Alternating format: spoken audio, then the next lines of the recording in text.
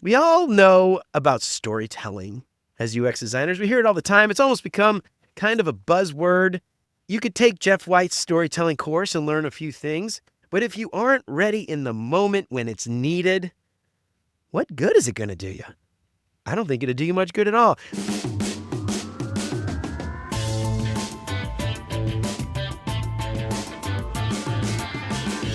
What's up, UX fam? How's your mom and them? Welcome to another episode of Beyond UX Design. I'm Jeremy.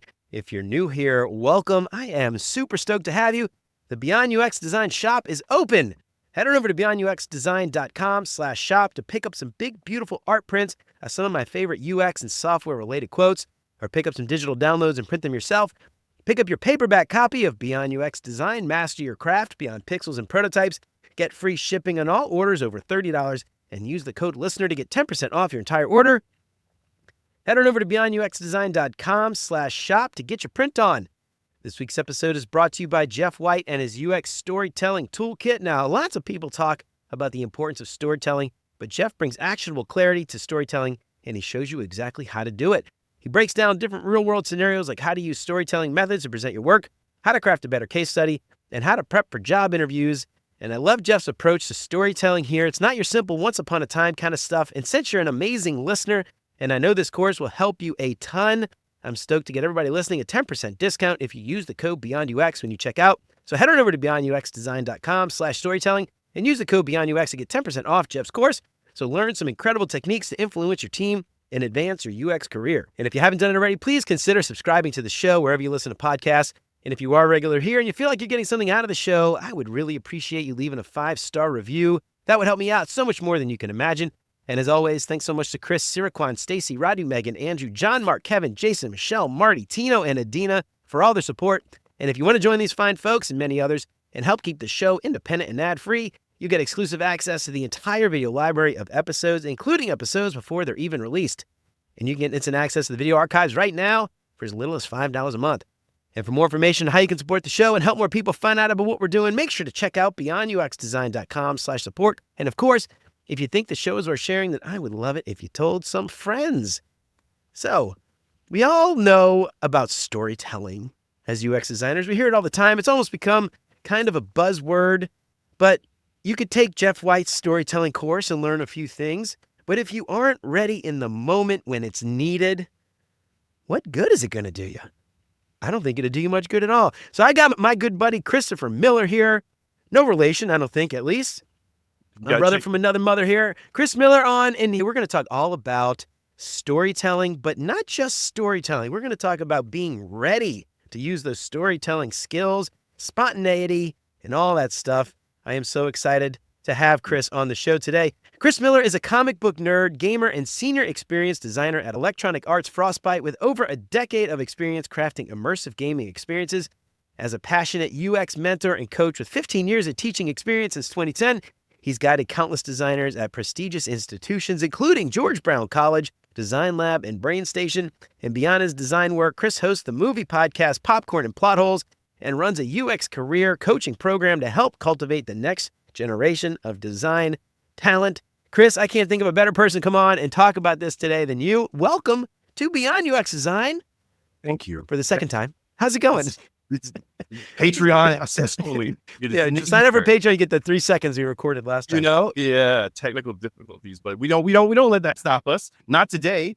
Not today. What happens when you get two Millers on the Beyond UX podcast? I will tell you the mega macho powers of usability, heuristics, analysis, and people need. That's what, from the top rope, suplexing, tag teaming, challenges, and creating opportunities in this space. Come on now. Watch out, baby. Watch out. Yeah, you're right. We got it. We're going to do it today. So I am so excited to have Chris on the show. Chris, so I talked a little bit about you a minute ago. I read your bio, but tell us a little bit more about you and that idea of spontaneity and how you came to understand that storytelling is only good if you can use it in the moment when you need it. And if you don't use it, all that stuff in your brain doesn't make a difference at all. Tell us about that. Yeah. Thank you so much. And ladies and gentlemen, audience, hold space for the powers that be. You hear his buttery voice? Okay, so being somebody who's been a career class clown, and looking for ways to communicate with people in junior high and high school, and just a fan of comedy, right? And just the effect of laughter and sharing ideas. I learned from a very, very early age that if you can make people laugh, and I'm not a comedian, but I mean, like, I love comedy and it just comes out. But if you can make people laugh, if you can communicate an idea and you can get people to smile, or you crack a joke and it transmits an idea, it just lands better. And so, for example, if you're doing user testing or research and you are bringing those insights back to the rest of your colleagues and team that didn't participate with you, you did that maybe in isolation, separate from the rest, right? And you bring all that back. How do you make this information that you were exposed to meaningful? You can tell it like, and so I learned that we shouldn't do this feature because, like, no way, like, first of all, can people hear you in the back? Can they hear you? Probably not. But then at the same time, like, listen, I went into this thinking that we had it all figured out. As soon as I talked to Jerry, Sandra, and Bob, they had a lot to share that I think we need to unpack. And if we don't, I'm concerned that we might be ending up on a path that we can't come back from, or we'll have to pay for somewhere down the line. Those are two clear, different scenario, the same scenario, but two different types of delivery, right? Mm-hmm. And then there's just all kinds of stuff like you with intentionality, and like, you're like, I love Vin Jiang because he talks about our voices being like instruments, right? So packaging, framing, presenting and sharing of ideas. I mean, it's meant to be a dialogue, not necessarily me yelling at you and trying to make you laugh. I'm not on a stage, but it's meant to be a conversation. So that's my view on that.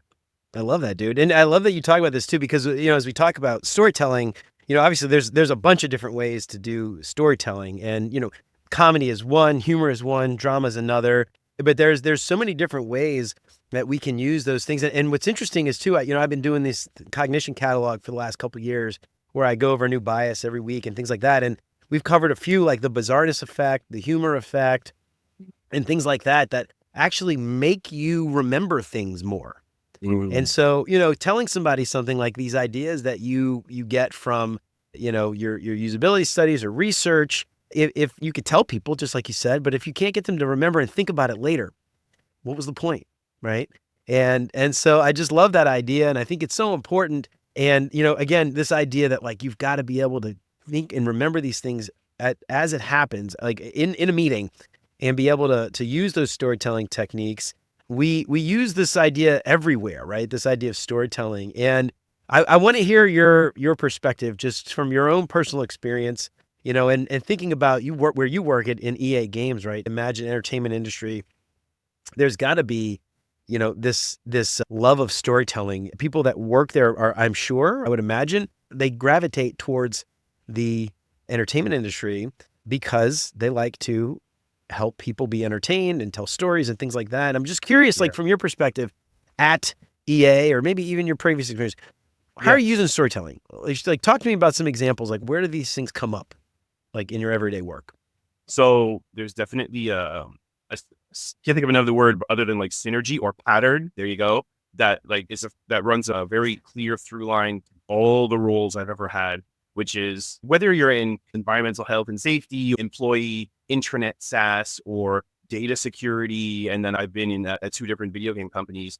Okay. People are always like collaboration, right? In order for us to create any sort of forward momentum, we've got to align, or not necessarily duke out, but compare ideas. And so you need to be able to express it. And it shouldn't be a competition. It's about the end user, or how do we make sure that as a business or organization, whatever product or service that we're putting out, it's providing meaningful value. Okay, but what does meaningful value mean?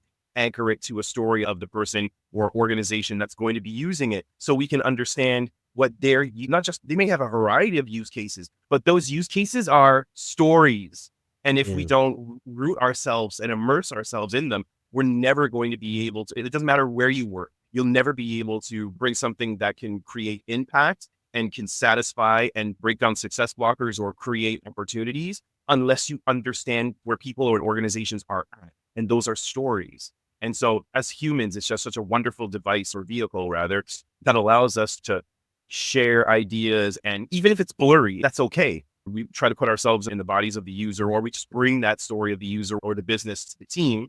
And if you're talking about this is what they're struggling with, okay, that's a level of understanding that the team needs to understand in order to chop it up and then start assessing, okay, well, what do we know? What do we not know? And how do we find out what we don't know? How do we compare that to what we do know? All of those are framed within stories, for example. Users, PMs and engineering, they write user stories. And so you keep this in the back of your mind that it needs to be understandable. I mean, beginning, middle, end.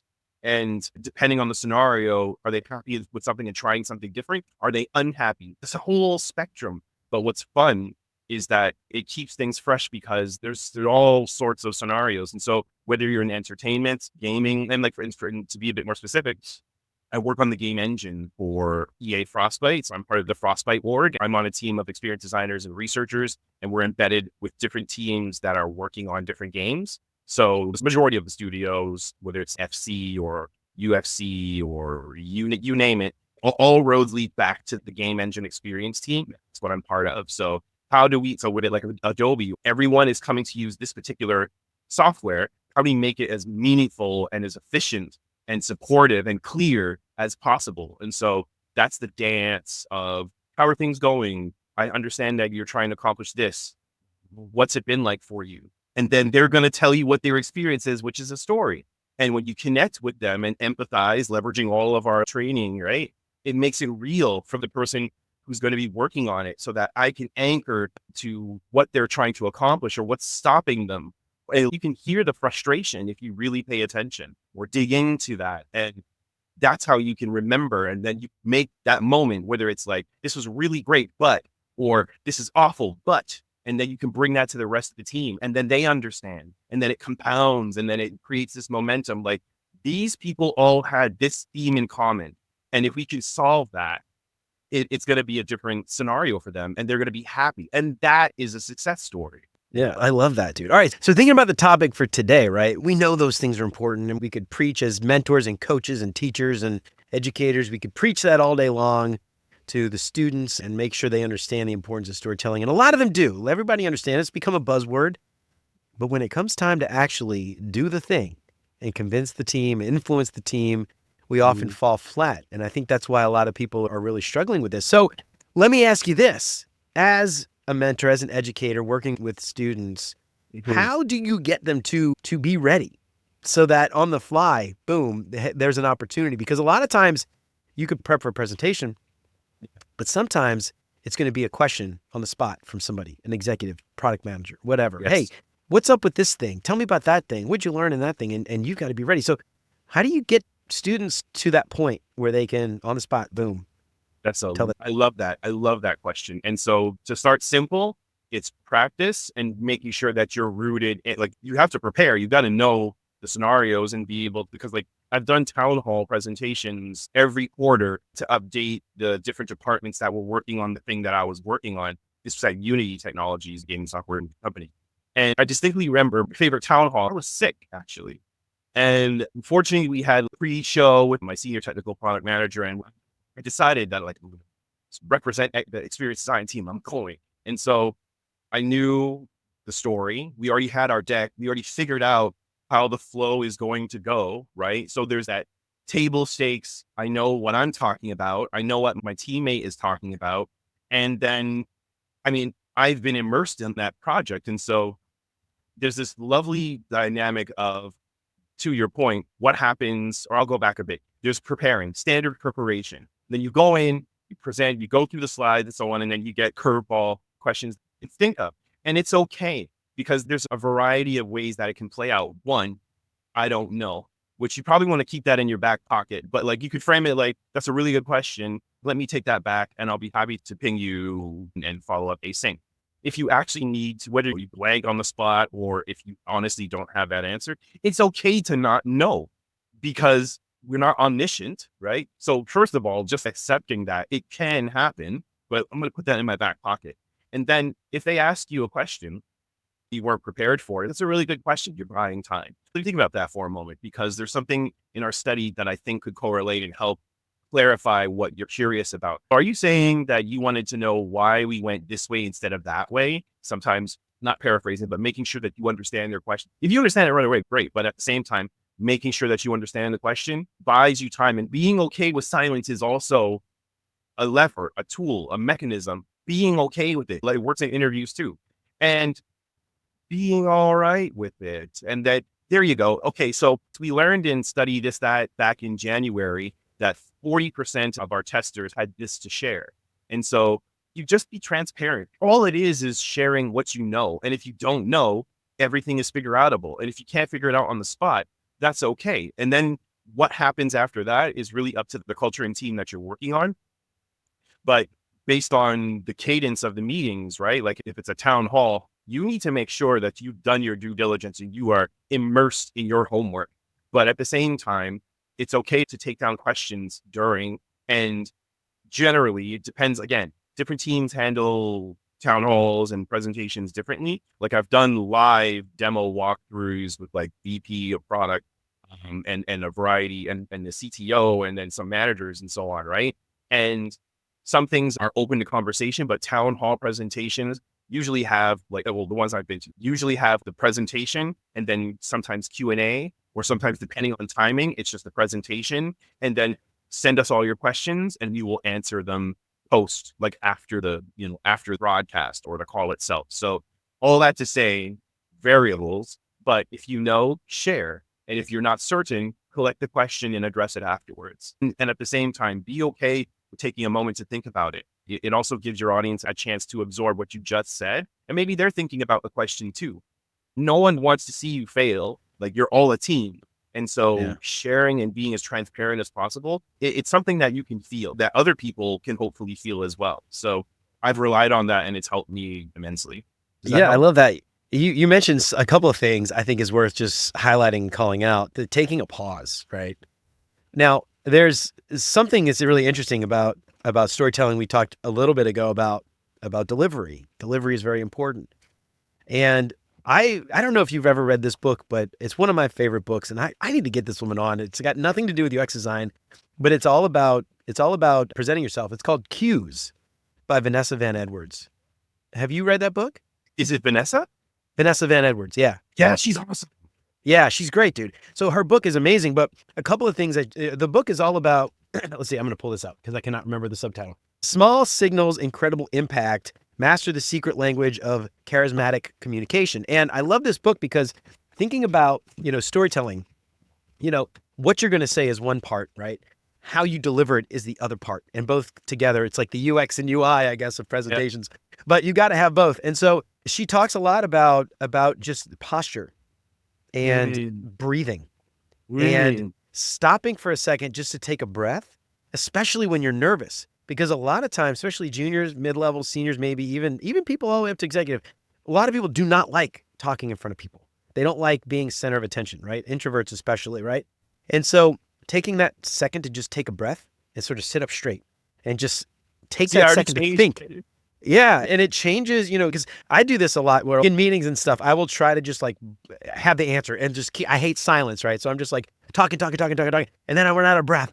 And then I get like this weird sort of like feeling in my chest because I'm out of breath and I'm trying to talk. And then like I sound, you know what I mean? So like having that second to just take a second, pause, breathe, sit up straight.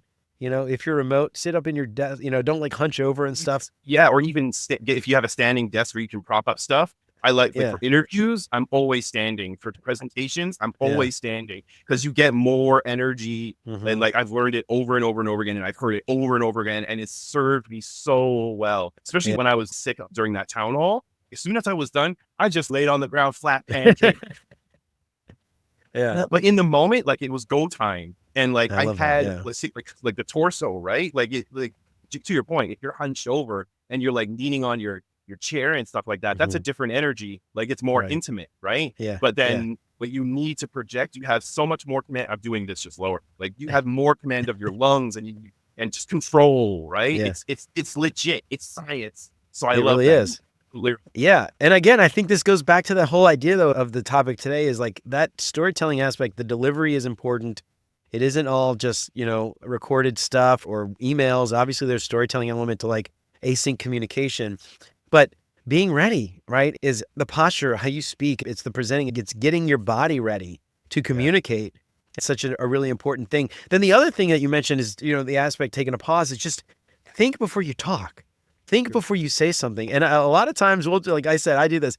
I'll just blurt out crap because I hate silence. But that's so bad. It's burned me so many times because I'll just start talking and then you're like, where was I going with this? I don't know what the hell I'm talking about. And you're filling, filler words. And you start with the likes and the ums and the ahs and all that stuff. And again, storytelling, communication, filler words, things like that, they tend to degrade your message. And so that pause, just taking a second, take a breath. I love that. I think that's really important. There's also this thing that I've noticed about myself, especially like if we're thinking about preparation for presentations and so on, or just trying to formulate, like I learned stuff and now I'm getting ready to share it, writing it down, because it forces me to slow down. And I don't do it all the time, but when I find that I have like a lot of stuff going on or a lot of information, trying to push out this one thing has been immense for me, because I'm bound. Like you could type it out, sure, but something about rooting it into like this pencil, this instrument or whatever, it's forcing me to go word by word, letter by letter. And even if I'm not thinking about it, it's now a physical thing. And then I have this one idea or however many points. And then I found it's now out of my head. It's almost similar to like when we whiteboard or like Post-it notes. Once it's out of your head, you can think about it strategically, and it's no longer this dam of ideas and words waiting to get cracked and just like spew out like a fire hose or whatever. It's giving me this degree of control. And then the other thing I'll quickly say is something that I love to call verbal cardio, and I can't coin that term because it calls back to Tony Baker's comedy podcast, but it makes so much sense. Verbal cardio in interviews and storytelling, mind-mouth connection. Talking about hearing yourself, like whatever your stories are, whether it's about yourself in an interview or just like what you're going to share, the practice of you hearing yourself tell that story over and over or going through it, it calms you. It's been amazing for me. It's calmed me so much to the point where some of my best interviews and presentations were when I got so comfortable, not memorizing. I got so comfortable and I knew the story in my bones that by the time I got there, it freed me up to pay attention to other things, like you, for example, the rest of the audience and people in the call I'm now reading the room because it's part of me. I know the story. It's like my favorite birthday present or whatever. I can call it, right? And I can call the other scenarios up. And now I can pay attention. See, I'm reading you and you're listening and your body posture is changing and I'm clocking it and you're smiling and your eyes are connected, right? So it frees you up. So that's another thing. Yeah. I love that, man. Yeah. And you mentioned taking notes and writing things down. This is another thing that I think is really important for us, especially in meetings. This has been my challenge ever since I was a kid. I've got ADHD, and so I will just blurt out crap because I'm like, I can't forget. I got so many things in my head. And what I found is writing things down keeps me engaged because it doesn't force me to remember what I was going to say. And so I'll write that down. And then in the example you mentioned earlier, people ask you questions and stuff. I'll write down the question or key points or what about blah, blah, blah, whatever it is, just a short little note to just sort of help me come back to that as I'm talking. I kind of look back at my notes and I'm like, oh, this is what they said. I'm going too far off script or I'm going on a tangent that wasn't addressing their question. Because how many times do we be like, what was your question again? Did I answer your question? I can't remember what your question was. But, and I still do that. I'm guilty. But I've always got a pen with me. I've always got notes and I'm always writing stuff down. And I think that's really important because, again, the aspect of story, there you go. Look at that. That's a long notebook, man. Oh no, it's just an open. Oh, it's full. That was like I'm writing tickets. So it's like use that at 11:40 a.m. Jerry. That it was not in scope. Yeah. I love that. I actually want a notebook like that. That's really cool. See, I wrote it down, so I remember I can come back now. But thinking about that and writing that down, it keeps you from going completely off script. And again, storytelling, right? It's staying on message. It's not always about once upon a time, but it's really staying on message. And when you go off on a tangent and someone asks you a question or you're trying to talk about something and it has nothing to do with the thing that they were there to talk about, you've lost them. And so, writing that down, using those tools, it's helped me immensely. I mean, shit, dude, invest in a nice pen that you like want to take with you everywhere, or invest in a It's nice not going notebook. for stationery. Like if I could move Yeah. my camera right now, like my stationary cart and wall is over there. My brother and sister-in-law got me this from Japan. They like Oh, nice, that's dude. all they got for me. They just got me these, and I was like, I love it, dude. That's so cool. But yeah, so anyway, I love the idea of writing things down. That's such a smart way to do it. I want to talk about, again, this idea of being ready. And I can't remember if you mentioned this earlier or if this was the last time we were trying to record. You've taken improv and you've done improv and things like that, taken improv classes. And I'm curious, improv, we've talked with Yadi Arroyo not long ago about the value of improv to UX design and things like that. But I'm just curious, this idea of storytelling, is that something you recommend people do? Improv, you feel like improv has helped you to just sort of think on your feet, be ready when the time comes to sort of yes and everything. I'm curious how you feel about improv and as it relates to storytelling here and being ready more specifically. Has that helped you? It opened up a universe for me to like, not only as just like a fun stream of expression and like me wanting to be like my heroes from like Mad TV and SNL and Kids in the Hall. I'm Canadian. So, and SCTV, Eugene Levy, the greats, John Candy and Joe Flaherty. Listen, hopping into, it's almost like a jam session, right? This idea of like, this is the idea, make it happen. That's just an improv, and the yes and dynamic is supportive, collaborative. And so that parallel being sort of cloned into the way of working on some of my favorite design teams or engineering product team collaboration trifectas have incorporated this yes and.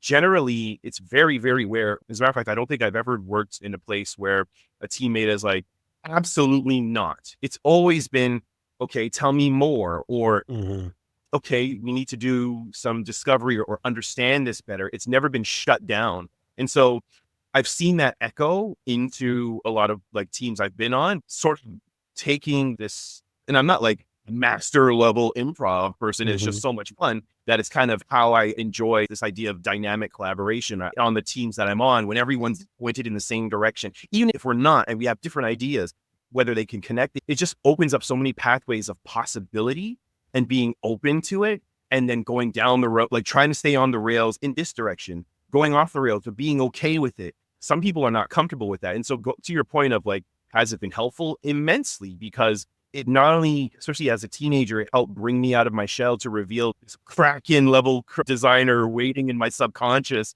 to be like, yes, let us talk about it. Yes, let's talk like that. Guess what I learned? And then just doing this with people gives me energy. And I feel like I'm sort of a hybrid extrovert introvert. Okay, I was going to ask. Okay, yeah. Yeah, and I don't think it's something that, especially with the people that I coach and students over the years, I try to impress this idea on, you don't need to be like me. I think it's just important that you find your method of communication, what your sort of flow state of communication is. I'm not trying to get you to model me, so to speak. I just want for you to feel comfortable and practice sharing your ideas and not being afraid of being silly. Example, like, I'm curious what you thought about the book I'm seeing over there. I'm curious, what was it like for you to assemble those model cars? What was that experience like? I don't know the answer, but being unafraid to ask a question is what brings people together. And more often than not, people like to share about themselves or share what their experience was like. So for me, it's boosted my confidence. If I don't know, man, like if we were to open up a time window to my kid self and you could see what he was like, he was hyper, but he doubted himself, and everything to improv, because it was a playground where everyone had to play together and create this moment or this scene. And that was modeled by the different sketch TV shows, Chappelle Show and so on. Like ideas can have impact when you do things together. And for me, that just gives me so much energy. And then when people vibe, and whether it's idea or if it's not going to be, feasible, that's okay, because we're figuring it out together. So improv has been wonderful for me. And it echoes in in the podcast that I do with my buddies as well. Yeah, dude. All right. I love that. So there's a bunch of things that you just mentioned that I want to unpack individually. So we're going to there's some things I want to chat about. You mentioned the idea of being collaborative, which improv stage, you're up there. You obviously got improv troops. You usually don't improv by yourself, right? You usually got a group of people. Translating that to working with multidisciplinary team. I want to chat about that. That was something. And then you mentioned doubt. And the first thing I thought of was, obviously imposter syndrome is huge thing for a lot of people, especially juniors, seniors, but shit, dude, even mid-level and seniors and beyond, I think, deal with imposter syndrome. I don't know that that ever really goes away. So that's something that you mentioned. I want to like unpack some of these things. First, let's talk about like this idea of collaboration, because, you know, this is something I preach constantly. You can't build great software without great relationships, and you've got to take the team along with you, and the idea of storytelling and, you know, this all kind of plays together. One of my favorite quotes is Antoine de Saint-Exupéry. I don't know if you've ever heard this quote about building a boat, but, you know, if you want to build a ship, you don't bark out orders, you don't find the people, you don't hand out tools, you find the people and you teach them to long for the vast and endless sea. And that is just like it just speaks so much to, I think, our job as designers and UX professionals, but it ties back to this idea of storytelling, because if you want someone to long for the vast and endless sea, you can't just tell them, you've got to show them, you've got to, you know, you've got to make them want it as much as you do, if not more. And again, the group, right? You've got to all build the ship together. It's just such a great metaphor. I want to hear from your perspective, like, how has storytelling impacted your ability to collaborate, and how do you use it, and maybe on the spot? Because a lot of times these are not going to be presentations. It could just be stand-up calls, could be like sprint planning, it could be roadmap planning, whatever, where you just sort of have to influence these people one way or another. Tell me about that. First of all, I love that quote. And your question reminds me of a time when my UX researcher and I, we were doing like buddy system on this project. She had done interviews, she had synthesized. I had some core ideas that we were jamming and working together, and then we needed to bring it back to the rest of engineering and with our PM as well. This was pre-pandemic office, okay? Like in a room with a team, okay? So we're in there. Good old days. You know, do you remember when we used to walk in the stores? Man, when I was your age, I went to an office. So we're walking through our approach for the next sprints, and we learned this is what our recommendations are, and this is why we believe it.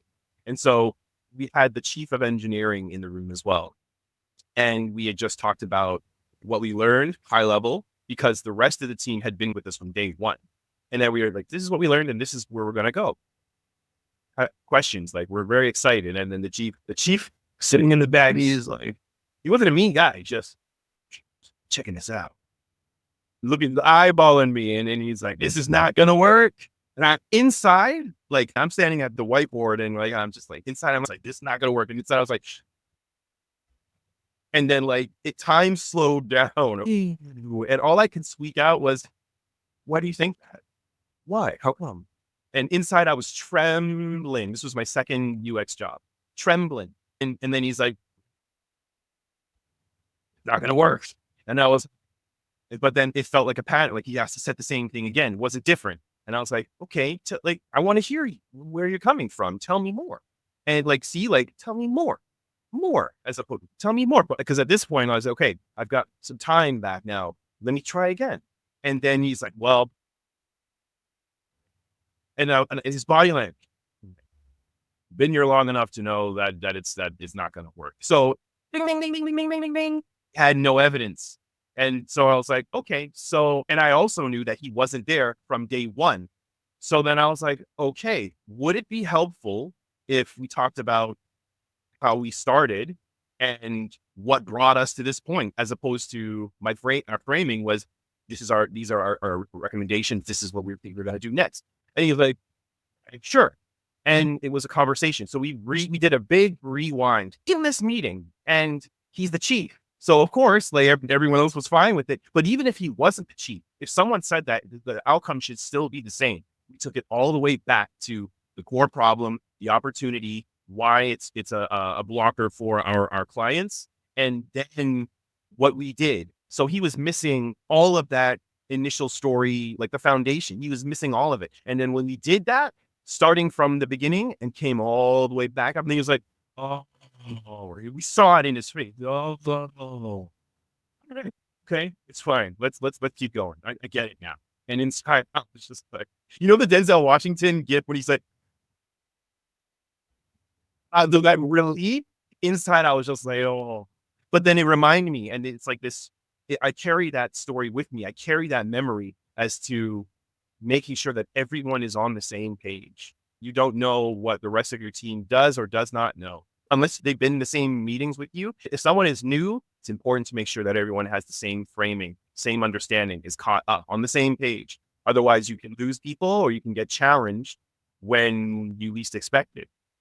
So it's so important to make sure that everyone has a shared understanding. And I learned that. It wasn't a hard way. It was a moment. It was scary when I was starting out, but at the same time, we turned it into a conversation. I asked why. I almost got the 5 whys out. That reminds me of something too about storytelling, the idea that you have to understand who your audience is when you're telling a story, and who your audience is changes potentially the story that you're going to tell, or not the major plot points, but maybe how you tell the story. And that's really interesting, because something that I learned a long time ago too, speaking about executives, was I learned the very hard way that sometimes executives, if they're going to come to your presentation, they've already made up their mind. It doesn't matter what you say. And so that's something like I learned a long time ago too, is, it doesn't matter how good of a storyteller you are. Sometimes it's not even worth the effort because someone has already made a decision. And understanding who your audience is, right? And doing your homework before you go and actually present to somebody. Understand who's going to be there. If you've never presented them before, you probably know people who have worked with them, who have presented to them. What kind of things do they like? What kind of things resonates with them? Yes. Are they really into data or not? Are they really into visuals or not? Or if you put more text on a screen, is it going to distract them from the message and you talking? And, that changes how you put the presentation together. And that all comes back again to that idea of collaboration though. And, it's not always like your job to do all of this to present that thing. You could do that with the team. You could do that with your colleagues. You could use, allies to maybe prep that person before they get in the call. So in the case of, you had the chief, the CTO, I guess, whoever it was, having somebody explain beforehand, maybe the background before you even got in the meeting, or sending them some kind of deck or some kind of information before, that knowing that ahead of time, that's another like really critical thing. I just think about this idea of collaboration. It's not always like collaborating to tell the story. Sometimes it's using your team to understand how to tell the story to the right people at the right time. Right. And so that's something, again, being prepared. A lot of junior designers I've seen, a lot of junior people in general, they'll just put a deck together, hope for the best. No idea who's going to be there. No idea how to put that deck together. Not long ago for a client, I had to put together a deck for the CEO. And so I went around to a few other people who have been working in this company for a long time, who have presented the CEO. What kind of things are they into? What do they like? And I found ahead of time, don't do this, don't do that. He really likes this. He hates this. Don't use this word, Don't say allow, say enable, because they don't like the idea of like, we allow our users. No, you enable the users to do a thing. So that kind of stuff, it triggers them. And so you say allow. It doesn't matter how great your presentation is. You say the word allow, it's going to throw everything off, right? And so that's, I think, a really great example. I love that. All right. The other thing I want to talk about, self-doubt, imposter syndrome. You mentioned how young Chris, a lot of doubt. I assume improv, things like that kind of helped you to be a little bit more, what's the right word? Into myself. Confident, I guess is the word I'm thinking of. I don't know why I couldn't think of that word. But how do you feel like that idea of storytelling, how has that helped you with imposter syndrome or self-doubt? Maybe you didn't say imposter syndrome. I'm putting those words in your mouth. But what about storytelling? What about like maybe improv more specifically has helped you to overcome some of those things? Yeah. So improv, for example, the thing that I learned very early on was like when I nailed an idea in like whether I had the moment, almost like, passing the baton or like I got the football for the moment or whatever. When I was able to land that idea, whether it was funny or progress the story, when I saw or I could feel the rest of our classmates or the improv class resonate with it, that was like I'm on track. And that did something for my confidence. And that translated over into the team dynamic where whether it's an interview or you're on a project or whether it's a new project or moving forward, that's the body language that I listen and look for. It's like the nodding of the heads and whether they're smiling or not, it's the cues. Like when you see people at ease or if you see them thinking and they're not agitated, or even if they are agitated, you can still pay attention to that. But it's the certain tells that humans usually have that help me understand, okay, they're understanding where I'm coming from. They're understanding what I'm trying to communicate. And I feel like I can continue, or I feel like I can check in with them because I've now reached a point in this story or idea that I might need to check in and get their feedback. I'm curious, now that I've explained this, what do you think? Or after I presented something, depending on the numbers or whatever, I'm like, just checking in, like, any questions? Does that make sense? I mean, it works in twofold, gives you a chance to take a break, however minute, drink water or whatever. But at the same time, it's not overload an audience. And so for doubt and like, it's paying attention, being intentional, and these micro benefits to checking in with your audience or observing the audience or your teammates. It's I find it to be kind in both ways. You give yourself a moment and you give them an opportunity. So there's that. As far as, yeah, that's the first thing that comes to mind. I feel like there might be more, but I just want to check in with you. Did that answer the question? I'm not trying to model, but I see what you're doing there. I see what you're doing there. Yeah, no, that does answer the question. And I think, again, a lot of times, like, we've got this self-doubt, imposter syndrome, call it whatever you want. And a lot of times it happens because we haven't actually done the thing yet. We just feel like we aren't there. But what you just said, I think, helps explain kind of a lot of how to get through that. Is you face it, you succeed, and then you realized, I did it. Now, the interesting thing with imposter syndrome, though, is a little bit different than self-doubt, because you might succeed and then think, wow, I tricked them, or I fooled them into thinking that I know what I'm talking about, but I really feel like I don't. Mm-hmm. And you never mentioned imposter syndrome. You mentioned the self-doubt. So, like, it's a little different. I don't know if you have any thoughts about imposter syndrome specifically, but like, that idea of doubt, like, you could do it and then it's successful. And so now you don't doubt yourself anymore. The weird thing with imposter syndrome is, even if you're successful, you still feel like an imposter. And I don't know if you have anything to add to that as it relates to imposter syndrome specifically, but I mean, dude, I've been doing this for a long time. I still feel like a freaking imposter when it comes to, like, I don't know, doing YouTube videos or podcasts or interviewing people. I'm like, I don't know what the fuck I'm doing, man. I just show up and talk. Someday someone's going to figure me out, but, like, I wait till the last minute and I don't have my stuff together and everything is always kind of like on fire. You make fire conversations and experiences for your audience and subscribers like this, son. Yeah, you're right. Yeah. Sign up $5 a month, wherever you get your podcast. But yeah, so I don't know if you have anything to add to that about imposter syndrome specifically. But yeah, it's just sort of one of the things I think about, the differences between self-doubt and imposter syndrome. And sometimes it's hard to get past that, man. Yeah, you're absolutely right. And different people have different approaches, or, I mean, it can be scary. And it reminds me of my first UX job. I put all the work in, I pounded the pavement, interviews, and then, the nerves are always there. And for me, I'm always speaking from experience, in any interview I've ever done, the nerves are always there, but it's the amount of preparation that helps to turn the volume down on that. And the more you do, the lower it gets. To the level I've noticed, like, interviews or like collaboration or presentations and stuff like that, the more you put into it, the more you get out of it. It was very, very eerie for me. And like I did an 8-person portfolio panel review of my entire work history, and I was toast afterward, but I was locked in, right? But I had done so much preparation beforehand that the day of, I was very nervous about how calm I was, and I never felt that before. It wasn't confidence, it was calm. And I was like, okay. And so I went in and I did the thing and I got the job. But anyways, that scenario. Back to my first gig, scared. In the interview, scared. On my first projects, scared. The unlock for me was my Jiminy Cricket podcasts on my shoulder. So, like, Christo's The Future, and people like Joe Natoli on different podcasts, and Sarah Duty, and just these different people who are further in their journey and sharing different stuff. I was seeking their wisdom.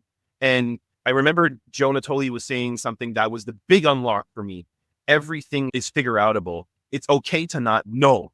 And I heard it echoed from voice in different areas and voices. And so I would just immerse myself on the commute to work. And I remember you saying just now, like a little bit earlier, taking a breath. Breathing is so important. And stopping, because I think it's very common for UXers to overthink, but to slow yourself down and just breathe for a little bit, go for a walk, go get some coffee. Those little moments matter. And I also remember that when I was with one of the directors of the agency I was with then, they asked me a question and I full on said, I don't know, but let me look into it and I'll get back to you. And it was totally fine.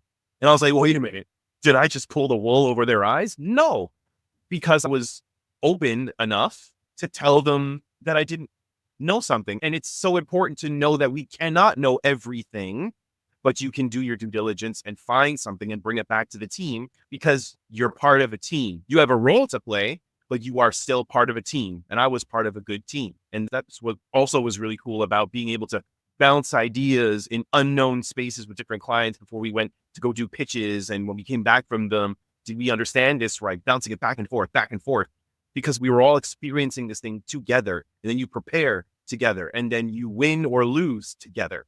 And so being a part of that dynamic and owning the possibility of not knowing everything was incredibly freeing for me. And it made me better because I don't want to be an egotistical person. I never want that to happen. And so when we think about doubt and imposter syndrome, looking to your heroes, looking for wisdom, reading, listening to podcasts like Beyond You, it was a lever, a mechanism that let me know that out there in the world, there are other people who've experienced stuff, got through it. This is how. And now, like young me, Chris was like, oh, it's going to be okay. And then I kept doing that morning music, commutes, and then knowledge. And it just brought my nerves down so much. And it changed me. And over time, not rinse and repeat, every situation has its subtleties and differences, but the only thing we can control is what we do. And so whether you do know something or you're curious about something or you're going to explore something, or if you don't know something, communicating that or asking questions brings you to what I believe is that sort of state of calm. Even if it's chaotic, we only have 3 days to knock this out. What can UX provide? That's a good question. It got questions as well. What are we trying to achieve? When, where, why? And you need data, and then you do your best. And that's all we can, regardless of the scenarios that you find yourself in or get thrown into sometimes, putting your best foot forward, breathing. It's going to be okay. I can figure it out. Self-talk is so important. Telling yourself that I can do this. And then you also said something too, even for seniors, leads, principals, staff, etc., management, leadership, still can sometimes feel doubt or imposter syndrome.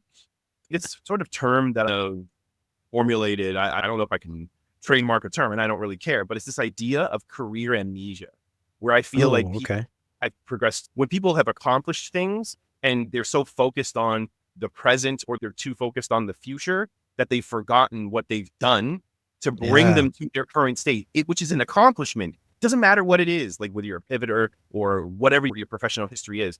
I found from colleagues and people in my network and so on, that this thing happens where they're like, am I even a designer? And then when I hear it, it's kind of shocking for me. And then I'm like, look at your LinkedIn. You just told me all of these things you've done, or all of these different companies you've done work with. It doesn't matter if they're part of the FANG tier. You've done stuff, or whether you're about to enter UX or whatever. It was a journey for you to acquire this knowledge, to make the decision and get to this point. That's an accomplishment. This is life. And people sell themselves short when they're sitting on all this capability and willpower to get them from where they were to where they are, which will help get them to where they want to go. Career amnesia, it's no joke. I love that, dude. You can get through with it. Yeah, I love that, dude. You should put it on a mug. That's how you could trademark it. You can't, I demand the rights to that concept because it's on this here Tumblr. It's your Tumblr chat, Your Honor. I love it, dude. I don't know what the rules are in Canada. Not in the States. I can slap a little TM on it, man. All right, dude. Well, I love it, man. This has been an amazing conversation.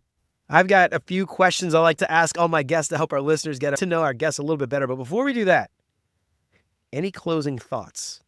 Anything else we didn't get a chance to talk about that you want to make sure all these people listening know about being ready?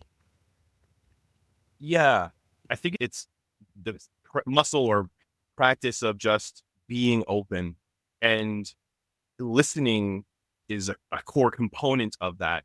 The more present you can be for the other person or other people that you're with, the more intentional I think your responses are. And we've heard so much of that. The more you listen, the more you learn, the more you can communicate and share. Simon Sinek is one of my favorite people as well. And he had a specific podcast episode about deep listening with the guest. And it's so true. We have 2 ears for a reason. The better you can listen, the more you can anchor yourself in the present with the people that you're with, you're going to do so much better than as soon as you hear the person start to unpack a topic and you're on your tiptoes reading to hop in, kind of get tagged in and stuff like that. Slow down. just hear them out. Write your thought maybe, but it's so important to capture what that person is trying to express to you, because the answer could be in what they're sharing. But if you're not paying attention, you're only thinking about, Chris, they said this. So once I hit them with this point, it's going to shut it down, or it's going to be my idea. But that's so self-centered. When you're on a team, close this, open this more. I love that, dude. Now that goes back to everything that we talked about. That's a really great way to close this out, because that listening, right? We talked about understanding your audience and what they care about. If you're not listening, you have no idea, right? It also goes back to the collaborative nature of storytelling and understanding what the team thinks and how they feel and how they want to engage and interact, and you not being the center of attention all the time. Like I said, that was one of my challenges from early on in my life, having ADHD, always wanting to blurt things out, interrupting people, and trying to take a step back and listening. And, in meetings, this is maybe an opportunity to listen and also observe who's not speaking in the room, to say like, Jane, I don't know, you haven't talked. Is there anything, maybe not putting them on the spot, but maybe opening it up, give the rest of the room a chance to speak before you speak. All of that, again, goes back to that idea of storytelling and influence and getting the team on board to whatever decision they might not be 100% on board with. I love it, man. It's good stuff. It's so important. Teamwork makes the dream work. Teamwork makes the dream. I've heard that saying before. It's interesting. Yeah. All right, Chris, I have got 5 silly little questions that I like to ask all my guests to help our listeners get to know our guests a little bit better. First thing that comes to your mind, you don't have to think too hard about it. First up, what is your favorite non-design book? We immediately look over to my shelf, and I'll tell you, it's a graphic novel. It's Chip Zdarsky's Batman The Knight. It's called like that arc is called The Knight, and like it's the origin story before the origin of like after he goes on when he goes on his like warrior's journey to to amass all the skills that he's gonna need. Beautifully illustrated, and I had the hardcover. Like I'm so tempted to get out of my seat, but I will not. It is Chip Zdarsky's The Knight, and it has this beautiful like 1/4 inch of Bruce Wayne here, and the rest is just covered in shadow, but it's Batman. It's my favorite Batman story. I love that. I don't think I'm familiar. Is that he go off somewhere to learn martial arts, I guess, and how to fight? Everything, like stealth, detective skills, fighting. Oh, wow, even the concept of like indomitable will to like go beyond with stamina, mental and physical and stuff like that. I love it. It was just really, really good. I love that, dude. I didn't think that I realized that story existed. Yeah, it came out 1 or 2 years ago. I love that, dude. I'll share it with you. Right on. All right, man. I think my son might actually dig that. I'm going to check that out. Is it appropriate for kids? Probably not. How old is he? 9. He might be okay if you go through it a little bit. Check it out in the store before you buy. Yeah. Well, I'll save it for your local comic book shop. Yeah, hell yeah, dude. All right. Next up, what is your favorite non-design podcast? Or do you listen to a lot of podcasts? When I can make time for them, yes, I do. Diary of a CEO is one, and then Simon Sinek's podcast. Optimism. I love Simon Sinek's podcast. Diary of a CEO. I've bookmarked that one, and I don't think I've actually started it yet. Yeah, and like that's okay. It's I save it for long journeys, and non-design. You said non-design, so I'll leave it at that. Yeah. I've talked to a lot of people who do podcasts who actually don't listen to a lot of podcasts because they're time bored. But yeah, I don't know. I listen to a lot of podcasts when I'm washing dishes and things like that. My podcast time, But I'm into like the UFO podcasts and like history podcasts. So it's like what I listen to. All right. Next up, what is your favorite meal? This could be something you've cooked, something you had at a restaurant, travel somewhere, or something your grandma used to cook. 2 answers. Yeah. One is just like lasagna. I'm almost like Garfield Pat lasagna. Oh, watch out. She's Persian, and like one of our the first time she made me dinner, it was a dish called Fasinjun, and it's like a chicken stew that goes over rice, or if you want, put it on whatever. But like it's got like pomegranate flavors and hazelnut, walnut flavors, and in like that's like the sauce, and then the chicken, like the chicken breast bits and stuff in it, and it's my favorite dish. So like when I've done something well, or if she wants to spoil me, when hubby's earned it, like I'll be like, I feel like a king. I'm like, thank you, honey. Thank you. That sounds good. Yeah. I have not had a chance to have Persian food very often. There used to be a Persian restaurant in my neighborhood, but it closed up like 6 weeks before we moved here during COVID. So I was very upset about that. But anyway, Toronto, we will take you to Dar Bar in Toronto, a really, really, really good restaurant. There are other options, but we might just have. Well, we'll see how it goes in America here in the next couple of years. I might end up moving to Canada. We could be neighbors next door, and it'll be like something out of like imagine Full House but neighbors. Whatever happened to the U.S. ballet? Jeremy and Chris went and moved us each other. We'll see if we end up having to like immigrate. We'll see. I don't know. Hopefully not, but you never know. America. All right. Next up, what is your favorite vacation spot? Your question, I keep answering more than you asked for, but the answer is San Diego because Comic-Con, wonderful weather. And for my wife and I, we had like a really, really great vacation where like we were just like electric scootering. It was when we were 4 months pregnant with our daughter, and like it was just like we were glowing, and then we were getting tacos, and so that's a very, very special place for us. And then honestly, Florence, Italy, we had a really, really great time there. It was magical. So, yeah, I love it, dude. That's awesome. Is your wife also a comic book nerd? Is she into the Comic-Con stuff, or does she just go for the tacos and the weather? I haven't taken her to a Comic-Con yet, but I've told her all about it and shown her photos. Our daughter will be like a duck in water. She'll be like, "What's the girl costume?" Like, it'll be an experience. Like she's totally with it. She's down with it because like if not the comics, I tell her about what I'm reading. She'll see the comic book movies, and so it's pretty entertaining for her. But yeah. I hold it down. Dude. Like right now, my daughter and I are reading this thick collected edition of Darkwing Duck, new comic books. Oh, no way, dude. Oh, that's cool. She takes it. Yeah. How old's your daughter? She's going to be 5 next month, actually. Oh, dang, dude. Okay. Yeah. My younger son's into like books. He's 6, almost 7. He reads, but he doesn't want to read, but he reads. He knows how to read. He just doesn't want to. Older kid though, he's 9. He loves reading. He just reads. And he loves like comics and graphic novels and stuff. Darkwing Duck, we watched the TV show. We can actually get the comics. He would dig that, dude. I didn't even realize they had comics. It's so thick, and it takes place. It's just really, really well written. It takes place after the cartoon. So for us, it's new content, and for them, it's a really good onboarding. It's just you, but it's dope, and I love reading it with her. All right, right on, man. I'll have to check that out. My kid will dig that. All right, last question. What is your favorite design tool that is not Figma? Oh. Definitely. I got 2 answers for you. Instruments. There you go. Pen and paper. Because it feels sometimes like I'm just like on the computer so long, and like whether it's like user flows or just like writing something down and like trying to focus on, okay, but like if this is the problem, what's the root cause? And sometimes it just feels so much easier to think outside and away from like this device. I love it. I've got 3 freaking straight screens. This is me trying to be like in my bat cave, but at the same time, my sketchbook is right here, and I open it and I move this. So it's this, and there's a pencil, and you know what it is, like pencil and pens and stuff like. And then non-Figma. Honestly, I think it's like team collaboration, like in whether it's Teams or Zoom, and you have a team inside, just like being a part of and seeing the rest of my team, and then being able to annotate inside that space, whether it's Zoom or what have you, annotating, which it sounds like the digital version of this. So are you talking about this and this and this, that? Like, I love being able to like with permission, like, I'm not so sure what you mean by that. Could you tell me more? And now I can be specific. Yeah, I love that. Yeah, I'm a big fan of like Miro and things like that. Fig Jam. Jam's all right. I like Miro a little bit better, but I love all that stuff as well. All right, Chris. Well, we've had you for a long time now. I really appreciate you coming on. Before we get out of here, tell everybody where they can find you.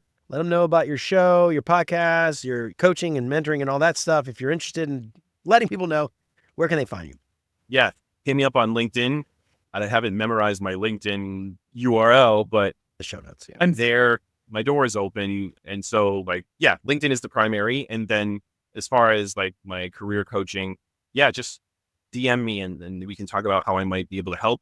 Doesn't matter if you're a principal. I mean, I'm working a couple senior level managers, and I just trying to be the type of mentor and coach I wish I had when I was coming up. And for me, that's been my guiding compass. And so there's that. And then with the podcast, it's me and 3 other nerds. Imagine we just went to saw a movie, and then we went to the bar or restaurant, and we're talking about the movie. So it's called Popcorn and Plot Holes.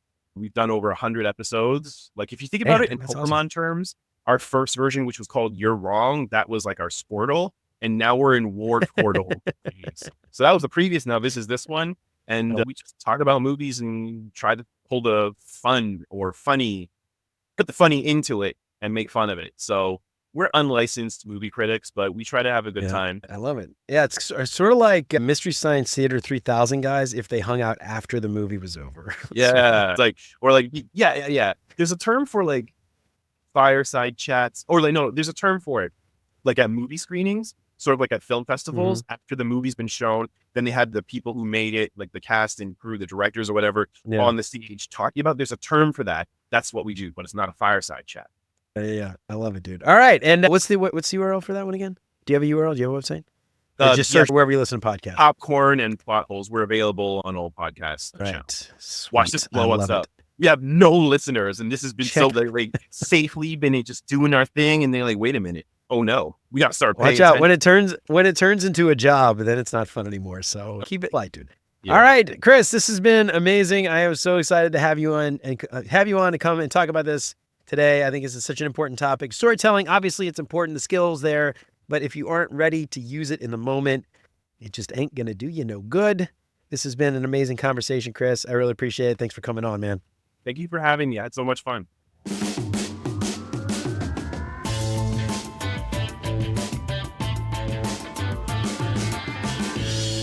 Jeremy Miller, put some respect on his name before he goes from the top ropes and puts your topic to shame.